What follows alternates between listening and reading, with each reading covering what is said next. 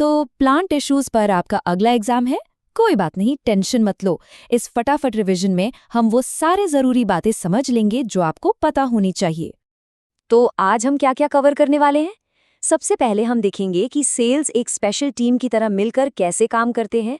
फिर हम प्लांट्स और एनिमल्स की ग्रोथ में जो मज़ेदार फर्क है उस पर नज़र डालेंगे। इसके बाद हम प्लांट के ग्रोथ इंजन की गहराई में जाएंगे और फिर परमानेंट टिश्यूज के बारे में जानेंगे।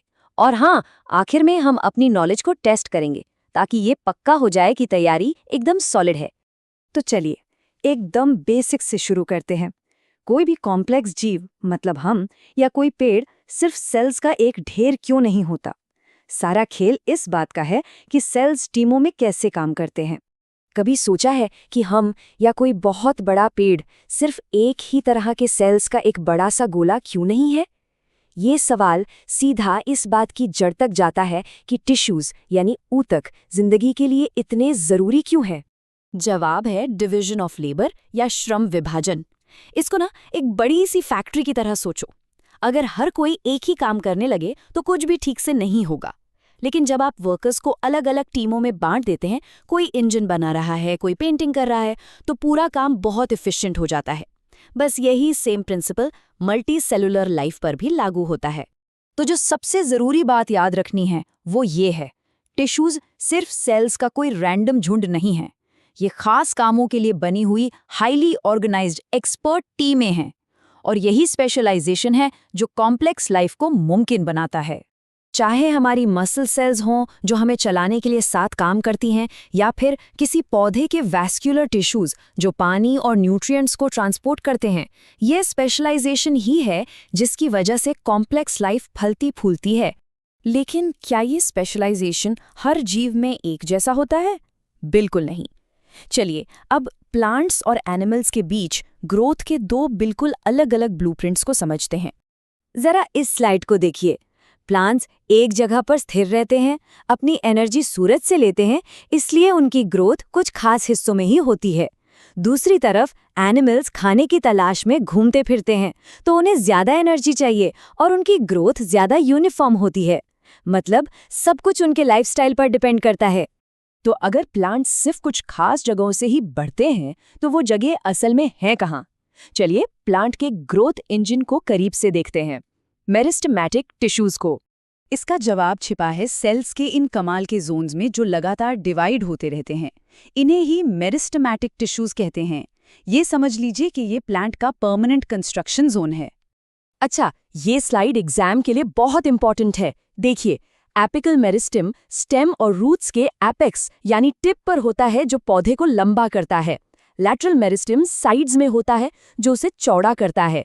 और इंटरकैलरी मेरिस्टेम पत्तियों के बेस पर पाया जाता है जो उन हिस्सों में ग्रोथ में मदद करता है। तो जब मेरिस्टेमेटिक टिश्यूज ये सारे नए सेल्स बना लेते हैं तो उसके बाद क्या होता है? वो हमेशा डिवाइड तो नहीं करते रह सकते, है ना? बिल्कुल सही, वो स्पेशलिस्ट बन जाते हैं और परमानेंट टिश्यूज में बदल जाते हैं, यानी प्लांट की स्पेशलाइज्ड वर्कफोर्स। इस प्रोसेस को कहते हैं डिफरेंशिएशन। ये कुछ ऐसा है जैसे कोई स्टूडेंट ग्रेजुएट होकर एक खास नौकरी करने लगता है। अब वो सिर्फ एक स्टूडेंट नहीं है जो कुछ भी बन सकता था। अब वो एक इंजीनियर या डॉक्टर है जिसका एक फिक्स काम है। एक बार जब कोई सेल डिफरेंशिएट हो जाता है तो उसे अपना परमानेंट काम मिल जाता है। ये टेबल एक बेहतरीन स्टडी गाइड है। ध्यान दीजिए, पेरेन्काइमा की सेल वॉल पतली होती है जो फूड स्टोरेज के लिए एकदम सही है। कोलेनकाइमा के कोनों पर मोटी दीवारें होती हैं जो फ्लेक्सिबल सपोर्ट देती हैं, और स्क्लेरेनकाइमा जिसकी दीवारें लिग्निन की वजह से बहुत मोटी और कठोर होती हैं, वो पौधे को हार्डनेस और मजबूती देता है। याद रखिए, सेल वॉल का स्ट्रक्चर सीधे उसके फंक्शन से जुड़ा है। ये एग्जाम में अक्सर पूछा जाता है। स्क्लेरेनकाइमा को याद रखने का सबसे अच्छा तरीका? बस नारियल के सख्त कड़े छिलके के बारे में सोचिए। ये वही टिश्यू है जो मजबूती देने का काम करता है। ठीक है, तो काफी सारी जानकारी हो गई। अब आता है सबसे जरूरी हिस्सा, ये पक्का करना कि ये सब याद रहे। चलिए इस नॉलेज को एक फटाफट रिवीजन और कुछ प्रैक्टिस क्वेश्चंस के साथ एकदम पक्का कर लेते हैं ताकि एग्जाम के लिए आप पूरी तरह तैयार हों। अगर आज की इस पूरी बातचीत से सिर्फ एक चीज याद रखनी हो तो वो ये है, मेरिस्टेमेटिक टिश्यूज बिल्डर्स हैं, वो डिवाइड होते हैं, और परमानेंट टिश्यूज वर्कर्स हैं, वो स्पेशलाइज्ड होते हैं और डिवाइड नहीं होते। बस यही प्लांट टिश्यूज की पूरी कहानी को समझने की चाबी है।